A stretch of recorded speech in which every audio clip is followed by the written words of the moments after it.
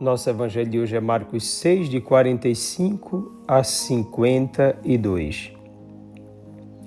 Depois de saciar os 5.000 homens, Jesus obrigou os discípulos a entrarem na barca e irem na frente para Betsaida, na outra margem, enquanto ele despedia a multidão. Logo depois de se despedir deles, subiu ao monte para rezar. Ao anoitecer, a barca estava no meio do mar e Jesus sozinho em terra. Ele viu os discípulos cansados de remar, porque o vento era contrário. Então, pelas 3 da madrugada, Jesus foi até eles andando sobre as águas e queria passar na frente deles. Quando os discípulos o viram andando sobre o mar, pensaram que era um fantasma e começaram a gritar.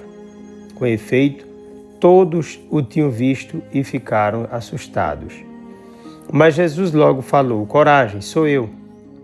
Não tenhais medo." Então subiu com eles na barca, e o vento cessou.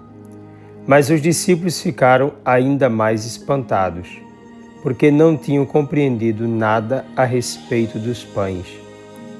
O coração deles estava endurecido. Palavra da salvação. Jesus, tendo ordenado seus discípulos de atravessarem o mar e despedir da multidão, subiu ao monte para rezar.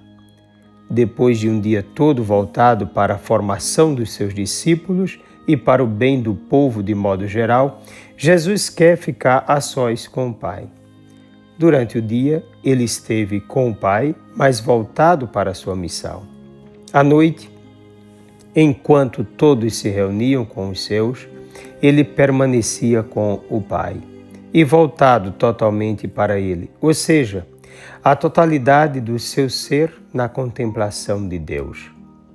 Essa atitude de Jesus deve ser seguida pelos seus, que devem passar todo o dia em oração, isto é, diante de Deus, mesmo no trabalho, nos estudos, em casa, no lazer, em toda parte. Os discípulos devem fazer tudo sem sair da visão de Deus. Isso significa permanecer com Deus, fazendo o que deve ser feito. Depois, durante o mesmo dia, cada um deve escolher alguns momentos fortes para ficar com Deus e somente para Ele. Ou seja, é aquele momento do discípulo e de Deus absolutamente.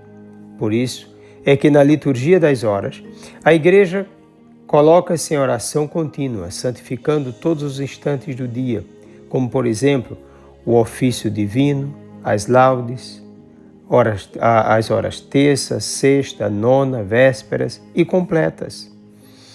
Depois da oração, Jesus vai ao encontro dos seus discípulos, que se encontravam à noite no meio do mar e estavam cansados de remar, pois o vento era contrário. A barca é sinal da Igreja, a noite indica as trevas, o mar é símbolo do mal nesse sentido. Os discípulos estão lutando para continuar no objetivo ordenado por Jesus, atravessar para o outro lado. O vento contrário é tudo aquilo que se coloca como obstáculo à missão de Jesus Cristo, é a ação do mal em cada um e externamente. A Igreja, como corpo de Cristo, sofre as consequências de sua missão no meio do mundo.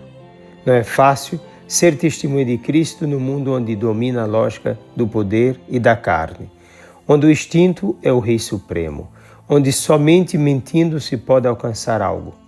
Os discípulos cansam porque enfraquecem na fé, na esperança e no amor.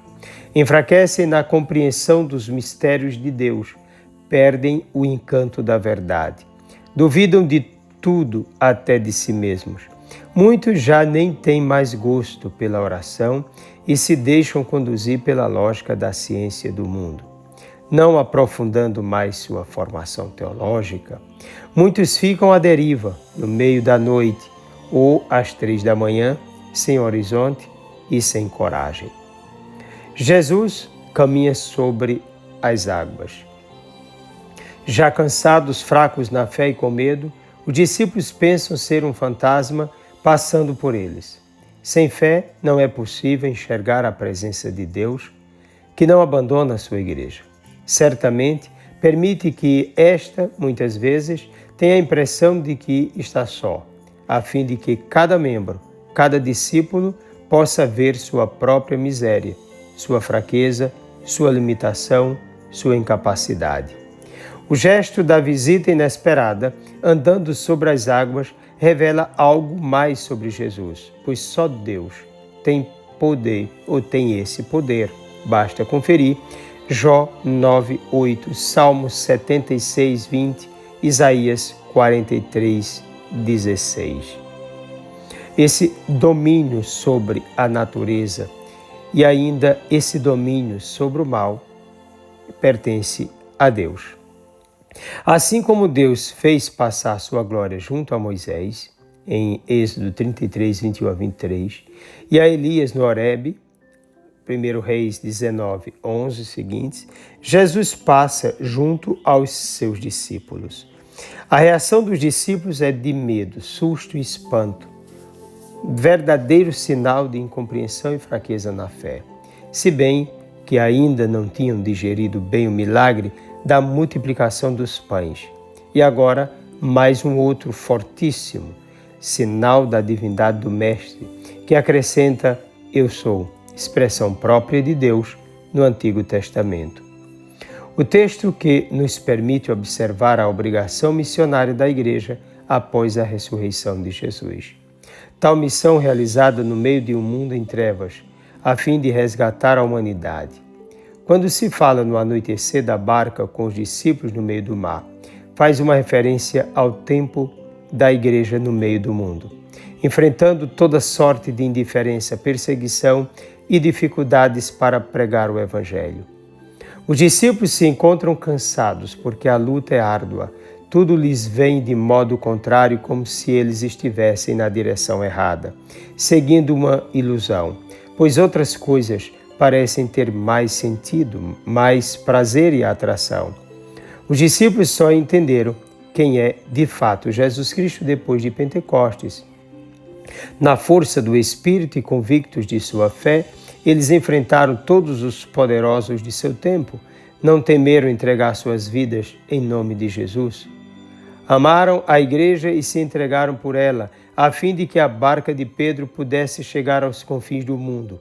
Tal amor a Deus e à sua igreja deriva diretamente da fé pascal, da profissão convicta do senhorio de Jesus e da ação do Espírito Santo. Também do conhecimento da verdade da ressurreição, pelos sinais concretos que a indicam da presença do ressuscitado e do testemunho das Escrituras. Hoje, mais do que nunca, necessitamos mergulhar profundamente no mistério pascal da nossa fé, descobrir a beleza de ser cristãos, abrir as comportas da nossa vida à ação do Espírito Santo, não temer seguir os ensinamentos da Igreja, enfrentar a lógica do mundo e testemunhar exclusivamente nossa fé no Deus que é Pai, Filho e Espírito Santo.